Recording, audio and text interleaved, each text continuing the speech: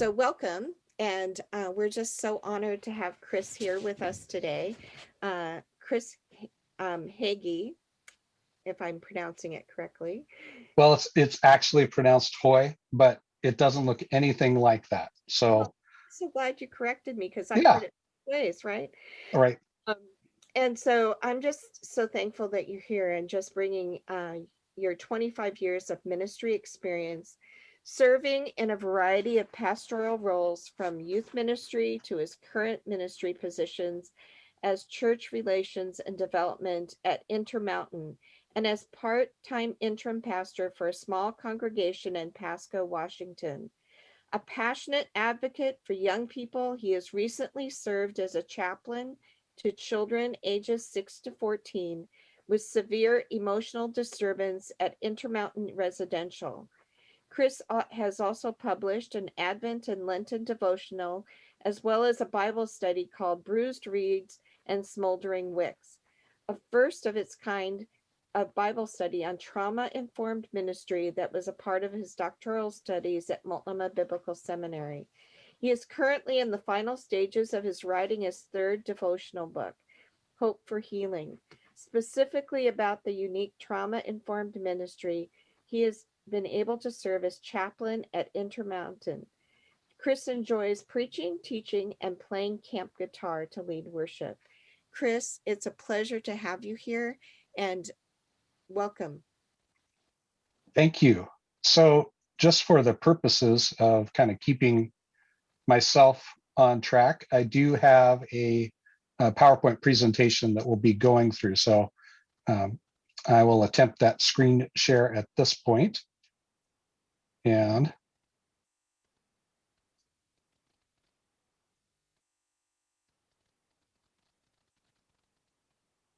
it'll take just a second. All right. Can everybody see that? All right. Thank you, Trudy, for that thumbs up. Appreciate that. So today, I wanted to talk about becoming an authority in trauma-informed care. And part of the reason for this is that trauma-informed has kind of become a bit of a buzz phrase over the last few years. A lot of people are talking about trauma.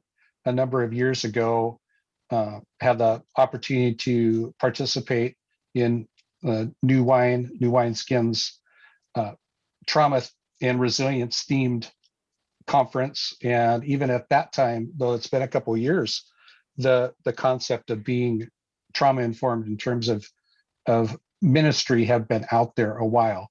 And those of you that may be listening in that are connected to other industries or the medical field know that phrase has been around much longer in other aspects of work besides ministry. And so ministry still is kind of catching up in a way. And also since the phrase has come into common parlance, we're sometimes at the point where we're talking past one another because we're using the same terms, but not necessarily meaning the same thing. So I'm going to take a look at becoming an authority in trauma-informed care and through the lens of balancing legitimacy and power in ministry to others. And just so you know where this discussion is going, I'm going to hit three major points. The first is that legitimacy is formed through relational integrity. And that's where we all want to start in ministry, is rather than doing something to people or being something for someone, we want to be in relationship with people. Secondly, that power is demonstrated in ability and applied knowledge to achieve results where others fail. And in the area of mental health and addressing the effects of trauma, most often that failure is just known through the failure to engage, to be a part of the conversation, or to see it as part of our ministry model to our communities. And then thirdly, that legitimacy and power wedded together is what provides authority. So if we're thinking about being an authority, and where did I get these terms, or where did I get this as a framework? Um, a while back, I was spending some time preparing this particular passage that came up in the liturgy, and it just so wonderfully spoke to the balance in Jesus's ministry between legitimacy and power, and how that distinguished his ministry from those of the teachers of the law. So we're going to start with Mark 1:21 through 28. It says, they went to Capernaum, and when Sabbath came, Jesus went into the synagogue and began to teach. The people were amazed at his teaching, because he taught them as one who had authority, not as the teachers of the law. Just then a man in their synagogue who was possessed by an impure spirit cried out, "What do you want with us, Jesus of Nazareth? Have you come to destroy us? I know who you are, the Holy One of God." "Be quiet," said Jesus sternly. "Come out of him." The impure spirit shook the man violently and came out of him with a shriek. And the people were also amazed, and they asked each other, "What is this? A new teaching, and with authority. He even gives orders to impure spirits, and they obey him." News about him spread quickly over the whole region of Galilee. So starting with that as a framework, I want to take a look first at legitimacy, and then at power, and then how those are exemplified in Jesus's ministry, and how we can use that as a framework for seeing our own ministries, and how we will address the issues of trauma and mental health in people's lives. So you see there kind of just a real basic Venn diagram, that where power and legitimacy overlap, those that hold both tend to be viewed as authorities on subjects in our culture. And legitimacy is earned through the expression of compassion and competence in basic ministry skills. These are, I think of these as the things that sort of drew us all into ministry, that we wanted to help people, that we were interested in investing in people relationally.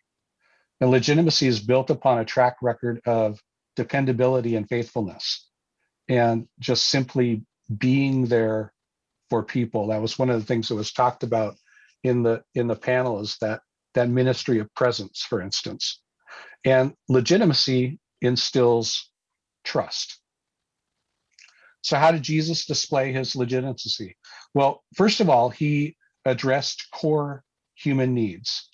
In the passage that directly precedes the one that I'm using as a framework, Mark, in typical fashion, really succinctly puts Jesus's first message that he was sharing. He says, "The time has come, the kingdom of God has come near. Repent and believe the good news."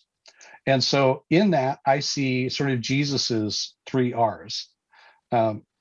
First, realize that there's a new reality, right? The time has come, the kingdom has come near.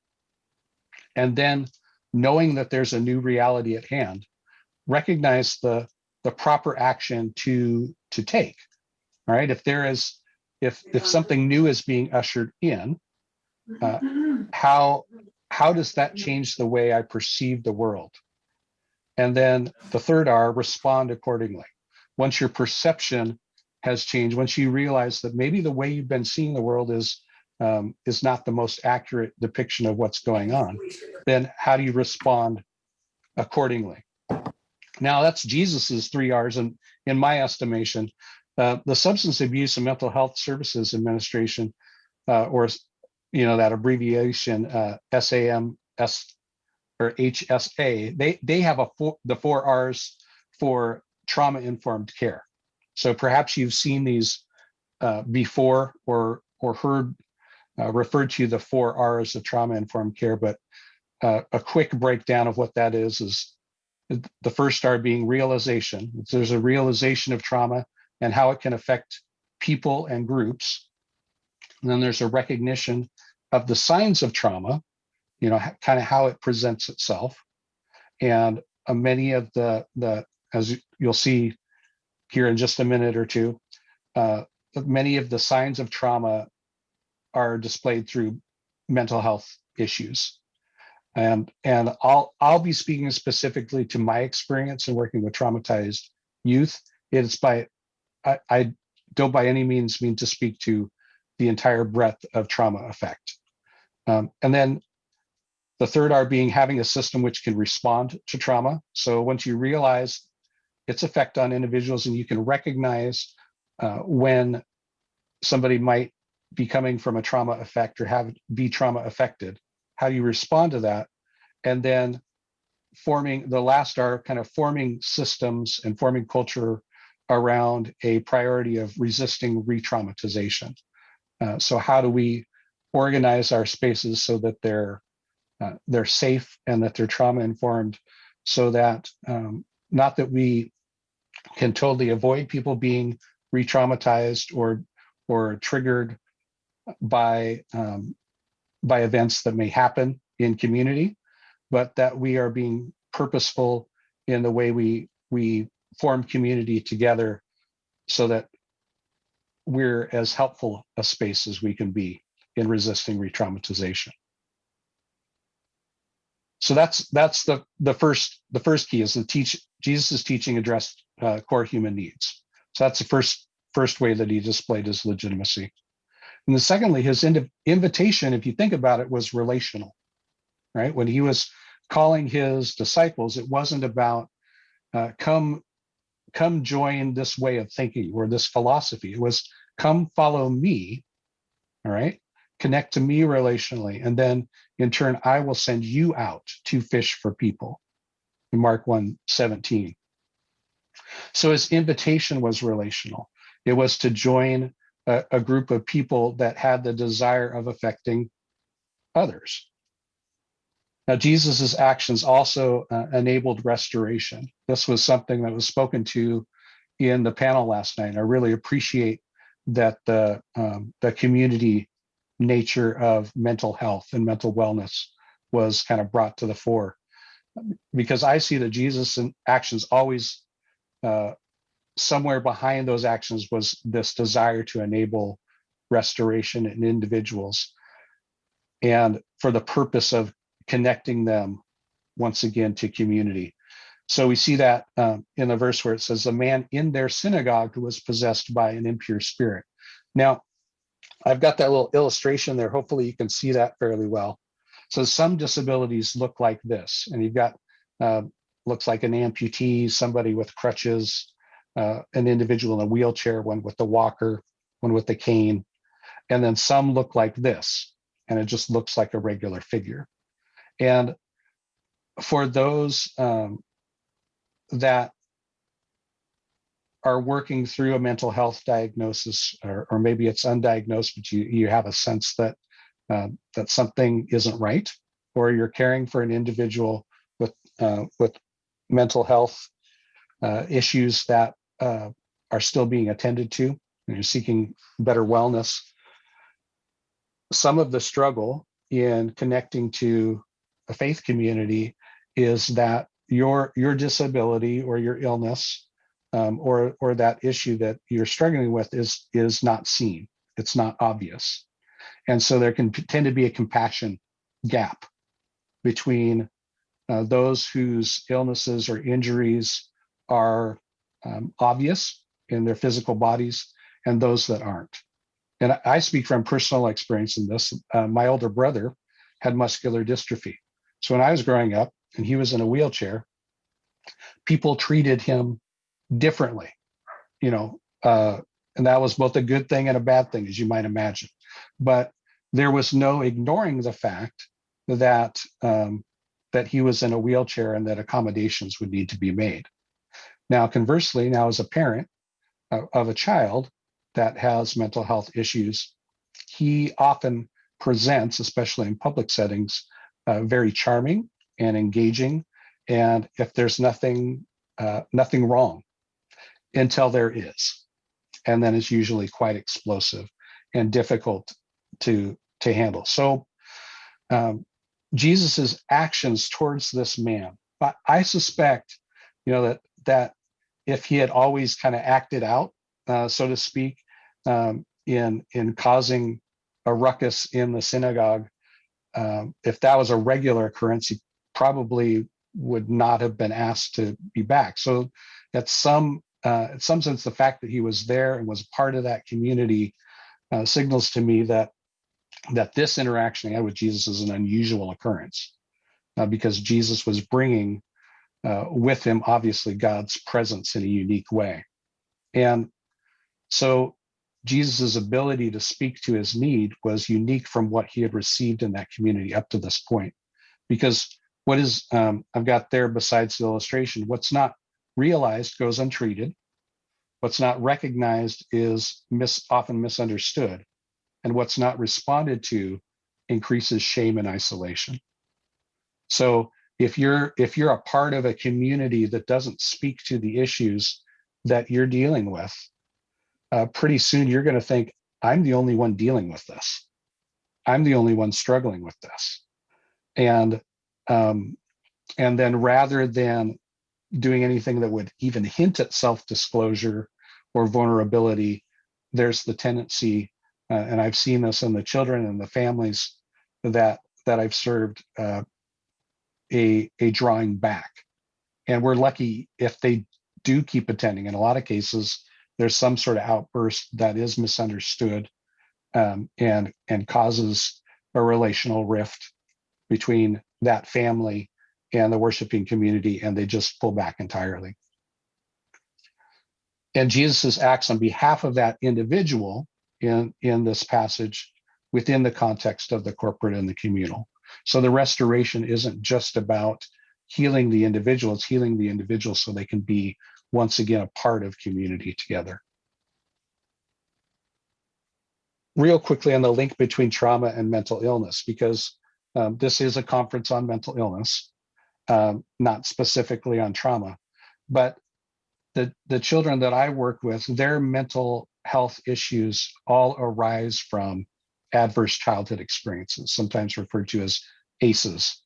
And that graphic there that hopefully you can see most of and isn't blocked by the video, it comes from the World Health Organization. It's something that is fairly common if you look at ACEs and their effect. This relationship between early childhood trauma and health and well-being outcomes later in life. So at the base of that pyramid is kind of birth, and then as you get towards the top of the pyramid, the end of mortal life. All right, and those with a higher ACE scores, in the sense they've had a number of traumas that have happened to them in early childhood, tend to have social, emotional, and cognitive impairment. They adopt at-risk behaviors. They're at greater probability for disease, disability, and social problems. And then ultimately, those with early childhood trauma die at an earlier age. And the most common mental health outcomes from ACEs that I see in my work are PTSD, and I also have PTSI, because PTSD is the term that's most commonly known as post-traumatic stress disorder. I believe in kind of the shift that I'm seeing in labeling it more post-traumatic stress injury, because it is an injury that happens to an individual through a traumatic circumstance or occurrence. And I've also had suggested to me that we should change the P as well, that there's nothing post about post-traumatic stress injury, that it should be changed to present, because that much more accurately encapsulates what an individual is dealing with. That yes, there's something that has occurred in the past, but it's triggered, and there's a re-traumatization process over and over again, that when that individual is triggered and that trauma is once again revisited as if it's happening to them right then in that moment. So PTSD, PTSI, depression, and then anxiety disorders, any host of anxiety disorders, most commonly with the children, because there isn't a whole lot of track record in working with them. It just kind of gets labeled generalized anxiety disorder. So that link between trauma and mental illness is kind of why I'm focusing on my expertise in working with trauma-affected children and my desire to help build trauma-informed ministries and how it connects with mental illness. So how does a ministry begin with legitimacy? Well, there's a lot of text here. I'm just going to share with you the key takeaways. Ed Stetzer, in a piece that he did for Christianity Today a number of years ago, just talked about the fact that a survey that was done of individuals with mental health diagnoses that were still a part of congregations and were looking to connect with congregations simply wanted to be treated as people and not as outcasts. They didn't want to be marginalized. They just wanted people to and fellow church members to get to know them as a friend. And that's 70% of Protestants that with mental illness said that they just wanted somebody to try to connect with them relationally. And for those that were consistent church attenders, that number climbed almost 80%. They want to be treated like a person, which sometimes even those in ministry can forget to do, because they come to us very obviously presenting an issue with their mental illness. So there's something that's off relationally. And then the way we've often been trained to do ministry is that, well, here's somebody with a problem, they want me to fix it. So they get to used to being treated as a project rather than a person. And so here's the ways that those individuals say that the church could assist them. Nearly 3/4 said that help families find local resources for support in dealing with mental illness. The 63% said talk about it openly so the topic's not taboo. Preach about it, teach about it, have small group Bible studies about it, and not just for those individuals that have self-identified as people that have mental health as part of their faith experience. Do it as something that would be good for the entire church to know, because it is good for the entire church to know. If you haven't personally had experience with mental illness, chances are you are closely connected to someone who has. And so it doesn't make any sense for this to be a niche ministry or something that's off to the side. 61% wanted to see people's understanding improved in terms of what mental illness is and what to expect. That it's not uncommon for there to be this kind of cycle for many, including my son, of periods of time where he's better and then rehospitalization or going back into treatment, and that is not a moral failure. That is something that is common to the process that was spoken of last night on the panel, that this is a process of engaging mental health. Provide training for the church to understand mental illness was mentioned by over half the individuals, as well as just increasing awareness of how prevalent mental illness is today. So that kind of gets at the legitimacy piece. The second piece is power. And I would say, don't be afraid of your power. More often than not, those that have that understand that mental health is something they need to attend to are going to engage a faith community, and they're going to do that before they talk to a doctor about it or a mental health professional. More often than not, if they're already connected to a faith community, they're going to seek some spiritual guidance. And power. I want to reframe kind of a sense of power. That power is not often, especially in this passage where, there's this interaction with the demon affected man where there's, he leaves with a shriek. There's a big show.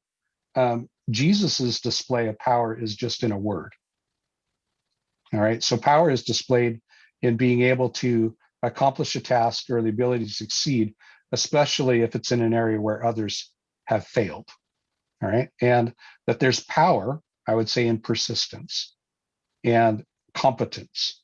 And that competence instills confidence in individuals. And the church has power. The community of faith has power. Not not only and just because we have Jesus indwelling us, but because we articulate the love and grace of God to one another, and we can be a compelling environment for acceptance for those individuals who don't find it elsewhere. So how did Jesus display his power? Real quickly, he connected with his hearers. So the people were amazed at his teaching because he taught them as one who had authority, not as the teachers of the law. And Jesus' power was how he connected with people. It wasn't about knowing what was right and what was wrong and telling people what to do. They had that example for them in the teachers of the law. So Jesus was distinguishing himself on a relational level in connecting with his hearers. He was able to accomplish that which others were not. The people were amazed and they asked each other, what is this? It's a new teaching and with authority.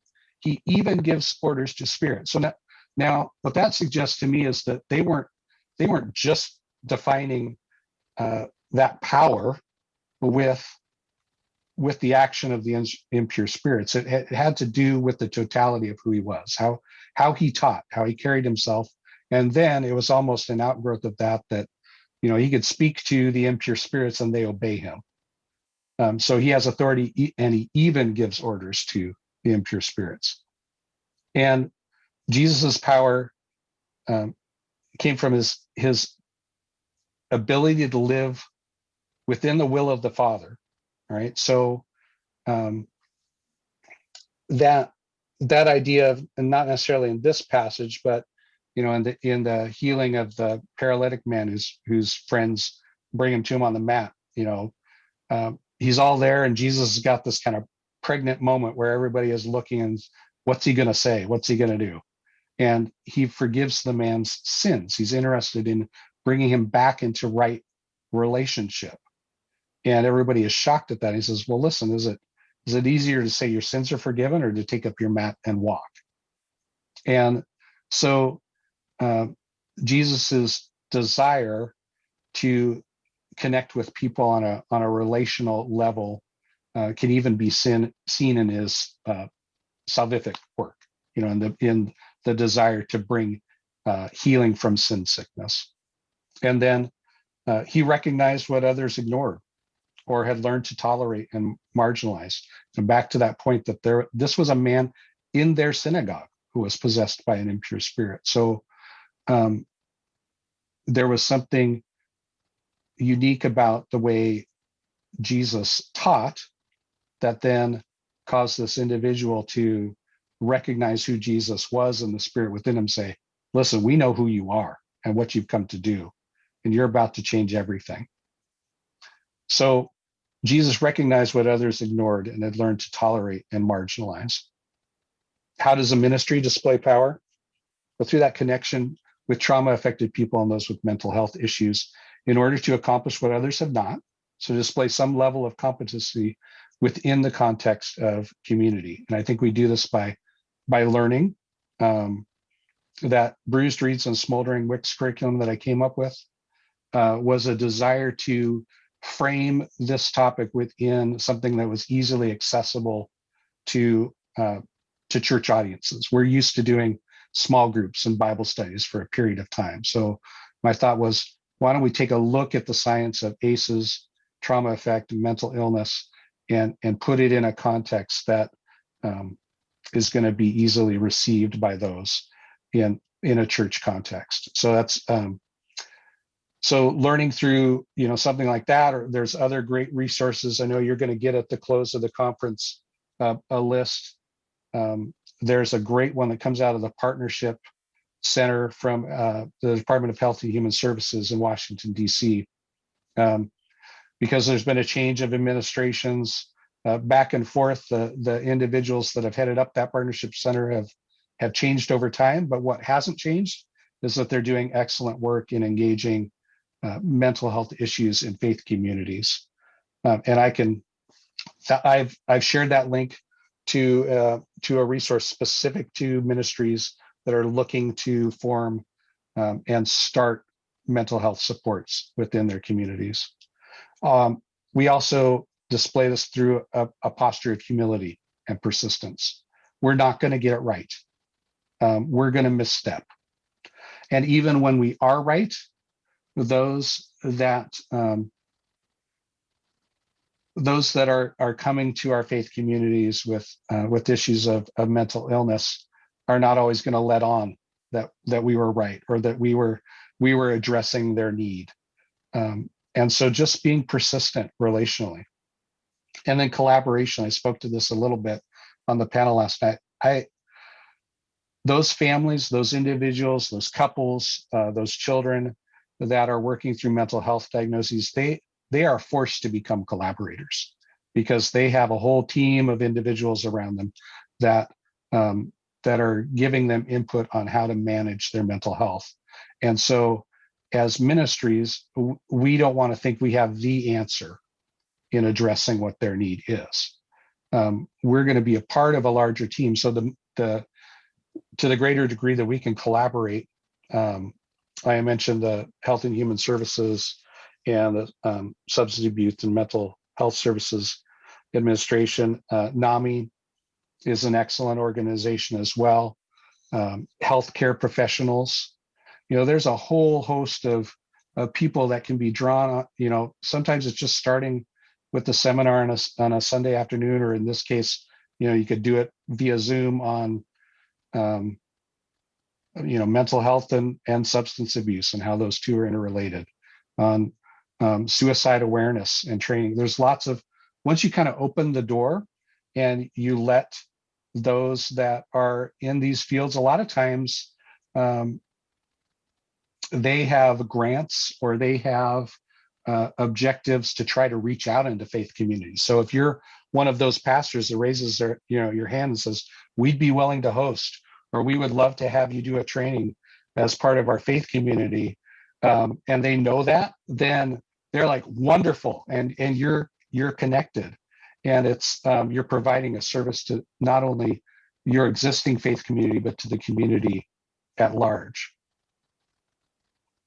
So becoming an authority, taking the legitimacy, the aspects of what we are really good at as church relationally, when we're doing church well, and the power, the ability to learn and grow and build competency in these areas.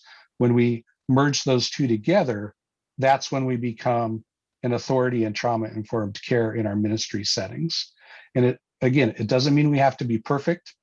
It doesn't mean that our pastors have to become therapists or counselors, that we as small group leaders have to do this, but that we lean into those strengths and those competencies that are kind of at ground level, the things we can learn and address first, and then address those issues. And it's going to be a journey of learning and growing. But as noted in some of those statistics that were shared earlier, in terms of what those with mental health issues are looking to the church for, they're pretty simple, and they're not looking for us to be experts. They're looking for us, again, to be an authority, somebody that could speak into their lives. So went through a lot really quickly. I haven't checked the time. I think, how much time do we have, Trudy, in order to address questions and kind of circle back to things?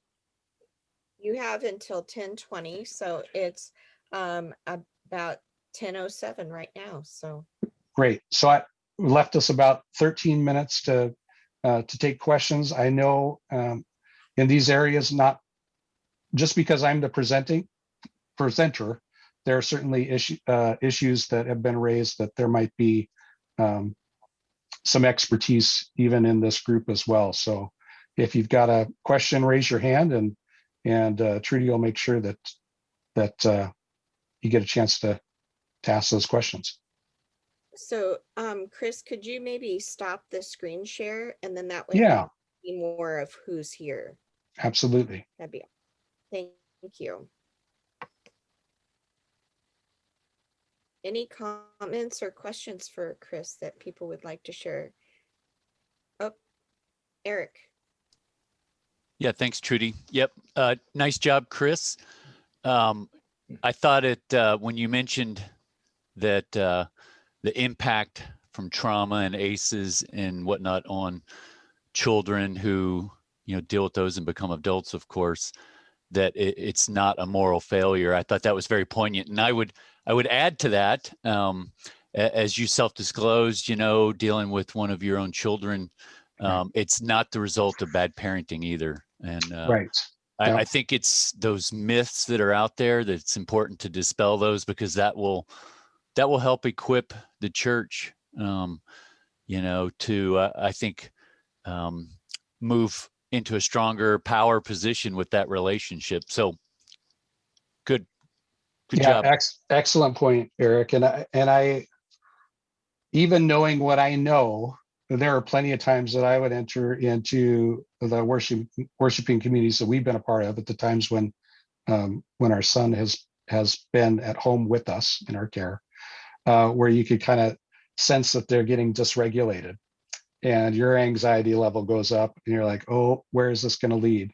Now, thankfully, we've been a part of churches that are pretty well trauma informed, and purposefully have engaged in training the congregation and making the congregation aware of any host of issues around the larger topic of mental health. And so for a small congregation in relatively rural Montana, the resources that we have and the understanding that we have in that faith community are really excellent. But those families, I'd say 9 out of 10, while I was actively the chaplain at Intermountain Residential, would come to me and they'd say, we were part of a faith community until, and then they would describe an experience where their child acted out, grabbed a pair of scissors, threatened another kid, screamed in the middle of service, and then every head kind of turned and looked at them. And that's not unique to children and families. That's, in churches where we've served the homeless population in the past, and that they're welcome to join Sunday services. There would be times when, there would be an outburst or there would be something going on. And if you can just raise the level of awareness within the church congregation to be a little accepting of that and to have a plan around, creating a safe space for those individuals when those circumstances occur and they get a little dysregulated, it can go a long ways towards bringing healing. Thanks, Thank Chris. you. I'd like to also say to all, if you're welcome to put yourself back on visual, we want to encourage the discussion, and sometimes having faces, I appreciate all of the mute. That just cuts down on the interruptions. I appreciate that. Just if there's somebody else that has a question, but I'm going to just kind of keep it rolling a little bit from a child and a family member that has some interesting behaviors at times. How do you navigate with people, especially the families, when they're dealing with, I just feel so judged, Right. because they're saying, well, if you were a better parent, this wouldn't happen, especially that idea, well, he doesn't look like there's something going on, but yet there is. How do you deal with that whole idea of judgment? Yeah, that's hard. I mean, and then I see, Marie, you've got your hand up, but we'll come to you here in just a second. The reason that churches are criticized for being judgmental is that often we're judgmental for any number of reasons. And some of that's just human nature. And I try to counsel those families and those children to say, listen, these people mean well, and they want to get to know you, and they just don't know this aspect of you yet, or what your family is about, and what you're struggling with. And if they were to know, you can be sure that you would receive a greater level of compassion and understanding. And sometimes families just aren't comfortable going back to a place where they've they felt injured and judged so much. So sometimes it could be just redirecting them to another worshiping community. Sometimes it's trying to facilitate a discussion with the pastor so that they're aware, because often people will tell things to the pastor that they don't tell the larger faith community, including, here's an issue we have going on in our home. If I know as a pastor, there have been times when people have shared things with me about their personal struggles, and I'll say, you know what? I've had other individuals in this community that have shared similar struggles. And if they would be willing to meet with you and you with them, I think it could be a really helpful connection. And that's, when it gets a little complicated because you're having to ask permission on both sides. You don't want to betray confidences. So you don't say, hey, and go right out and name an individual, because that would not be appropriate. But often I know our family was desperate for connection with other parents that were going through the same thing. And so when we kind of came forward and said, hey, this is what we're dealing with, it's obvious, you're seeing it on Sunday mornings, that led other people to be open to kind of self-disclose and connect with us. And then they're initiating that rather than the pastor being a go-between. And then you don't have to worry about those issues of confidentiality and the like. Awesome. We have about 5 minutes. You said that somebody had. Yeah, Marie, and then I'm sure Becca has something to add to this as well. I see her hand up, but Marie had her hand up first. Want to make sure we address that. Kind of a quick comment is that kind of all my neurons are firing right now, because I love where you put the intersection of kind of theology and what's in our head, and you're making it real. And I'm working right now as a chaplain in a children's hospital focusing on mental health. So I'm working with a lot of these patients, and I'm also finding what you're talking about to be tremendously validating for me, just because of my experiences and things that I'm kind of learning on my own. I'm feeling very connected with what you're talking about. And I like your approach with authority and connection, and how we can walk into those spaces as maybe a chaplain or a pastor, and then how the church can be connected in a real way. Like, it's one thing to think about these things, but it's another thing, like, what do you do when a kid's acting out? Right. And how do we love people in that space? So it's just kind of a comment to say, I'm really loving this discussion. Thank you, Marie. I appreciate that. And Becca, I know from a therapist standpoint, this is something you probably can speak into as well. So Becca, I want to give you a chance. Oh, sure. I wasn't really going to speak into anything other than to make a comment of gratitude, to say I really appreciated, first of all, what Eric had said about the comment about morality, but then also the thing that has been kind of percolating for me is this idea of the church having power. And I really hear that as this invitation to be proactive versus passive. And I'm just grateful for that. So thank you for your talk in that way. Yeah, I think that's so. Thank you, Becca. I appreciate that, because I think when somebody is hurting, whether it's mentally, physically, emotionally, relationally, and they're coming to the church, they're looking for help. They're looking for us to be in an authority. So if we misunderstand humility to mean, I don't have the answers, I couldn't possibly help, I'm going to have to refer you to somebody else, you're scary, then I think we're selling ourselves short in terms of the power we do possess, relationally and connectionally and as communities of faith. But we're also not entering into ministry and giving God an opportunity to use us in a powerful way for these people that are looking to us for help.